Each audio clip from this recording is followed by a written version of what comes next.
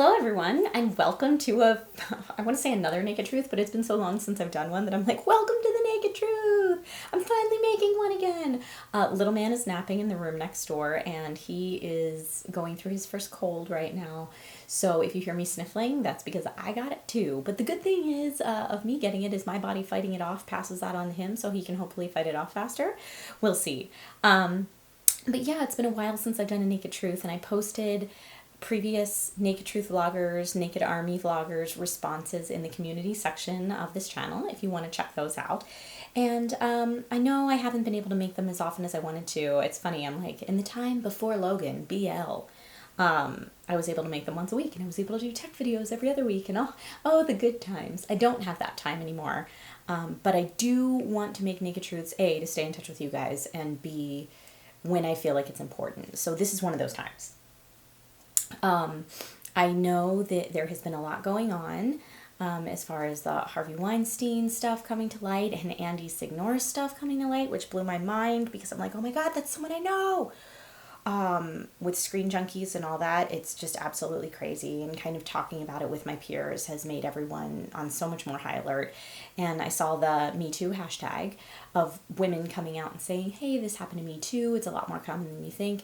And I think it says something about our society that when I first thought about it, I was like, I don't know that I've ever had any situations like that. And then I started thinking about it and I was like, oh my God, if we're just talking about inappropriate flirting of people that are much higher power and stature than me, then yeah.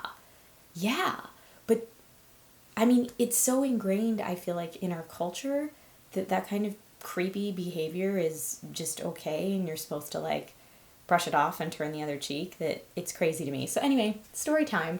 I have 3 stories to tell today. 3. And I was like, yeah, hilarious that before I was like, no, I don't know that that's happened to me. And then when I thought about it, I was like, actually I have 3 really big times. So story time.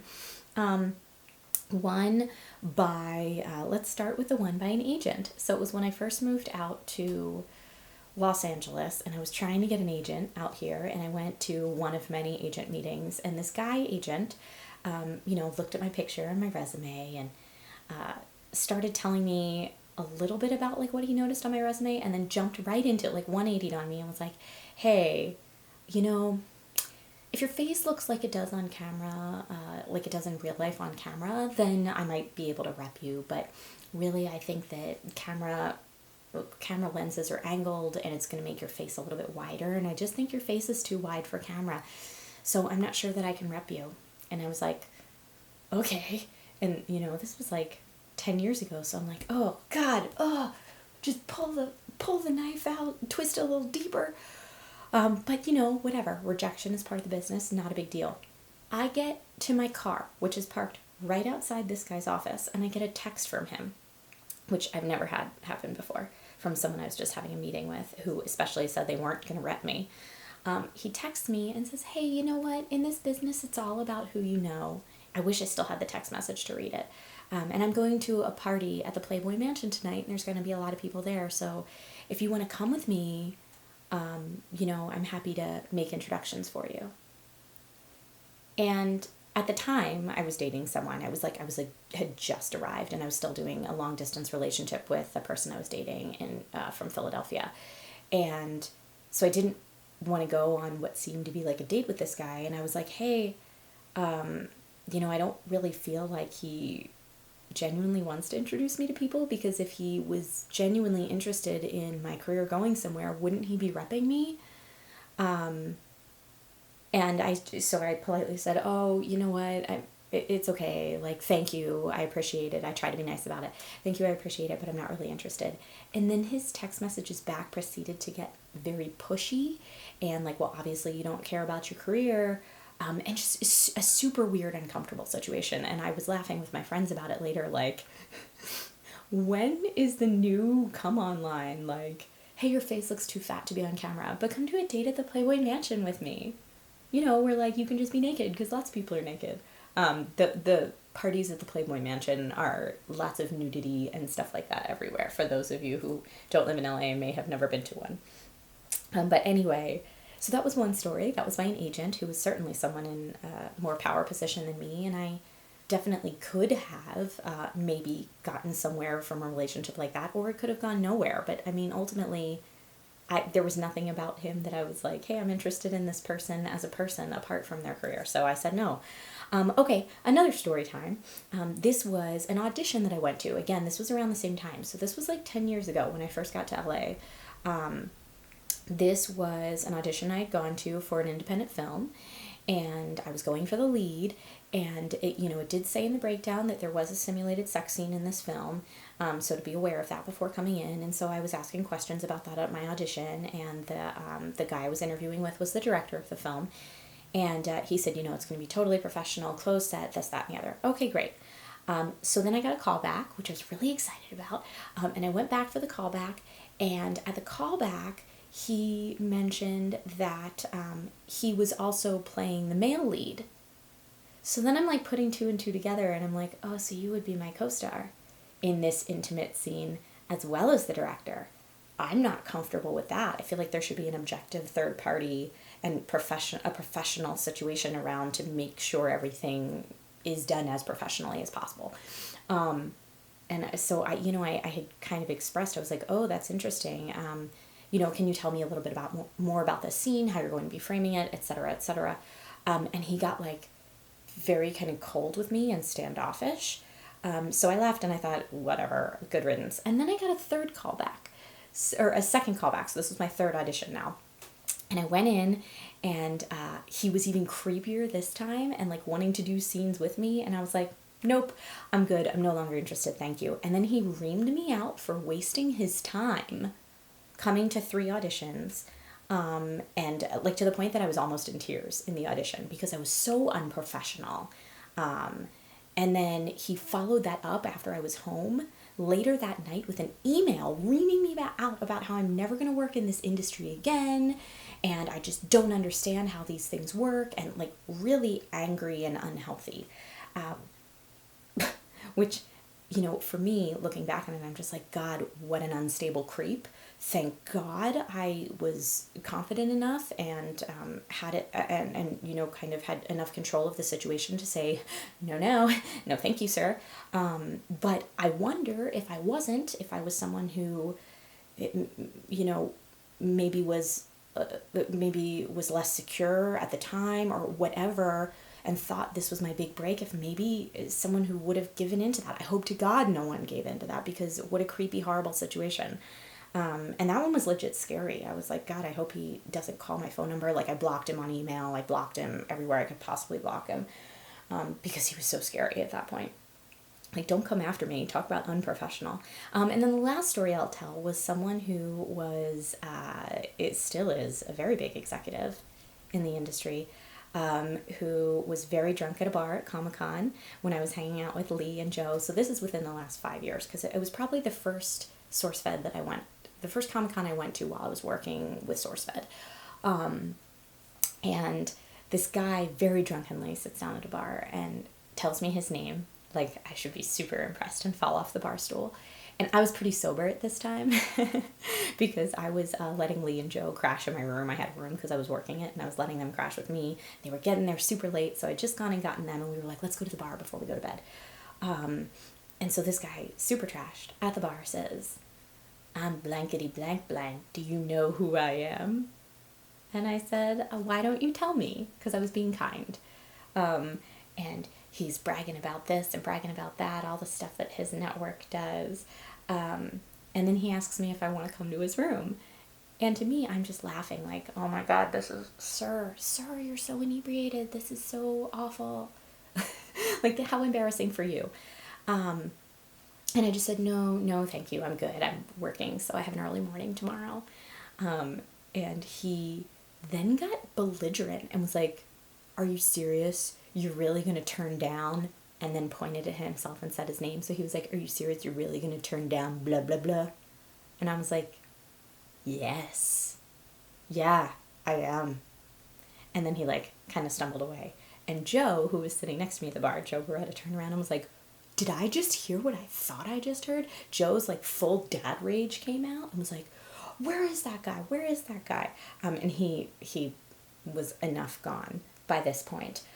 But then Joe like angry tweeted about it and was like, that guy's a scumbag, that guy's a jerk, that guy's so gross. But again, maybe if I would have given in to that situation, maybe I would be further in my career, or at least I'm sure that's what this person wanted me to think. The more that I know about it now and I hear about these situations where people in power reach out to fans or interns or people that they perceive as having less power than them, whether it's a director and an actress, an agent and an aspiring actor, an executive and someone who's just coming up in the industry.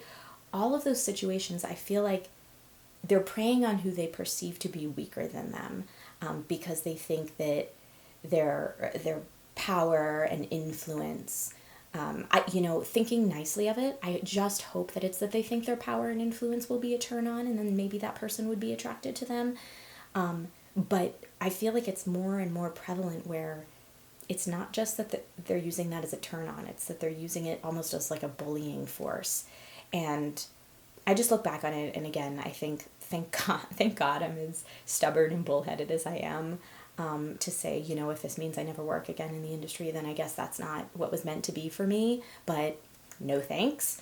But not everyone is like that. And so that's why I think it's important to speak out, because as people speak out, naturally people are going to come back and say, well, where's your proof? That doesn't happen. If that kind of thing happened, people would be caught. But the stories I'm telling right now, like, I never said those stories. If other people came out against these people and people who weren't involved didn't want to believe them, other stories like mine or like anyone else's would lend credibility to maybe a much more serious incident that happened. There's a difference between harassment and assault. And what does it say about me? And what does it say about our society that I just kind of always thought that was like no big deal? Like I was just like, oh man, what a creep. But if that creepiness makes someone feel uncomfortable, that can hurt them. And again, I'm so happy that I had that knee-jerk reaction that I had all of those times to get away from that situation. But my heart breaks for people who may not be so lucky to get away. So I just wanted to share those stories. And even me, like, not thinking about these specific incidences, I feel like it's logical to say, why wouldn't these people just report them? But for the same reason I used blankety blank blank and didn't say this person's name, even in this vlog, it's because if you're calling someone out, first of all, the rest of the world is going to come out against you and say you're a liar. How dare you make that up?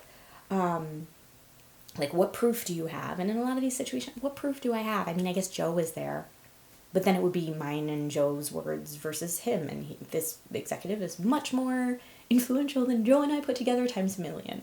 And it erupts into a very ugly he said, she said, and there's a lot of reasons to not speak out, I guess is what I'm saying. So I tend to feel for the people who are out there who've never spoken out or who get caught in these situations. And I really commend the people who do speak out, because I think that takes a lot of bravery and courage.